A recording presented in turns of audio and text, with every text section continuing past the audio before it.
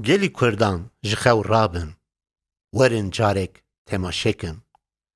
Yekîtî qence pir baş e, di Kurdistanê peyda kin. Ji xew rabin gelî yaran, werin bigirin wekî baran. Temaşekin li neyaran, li Kurdistanê meyza kin.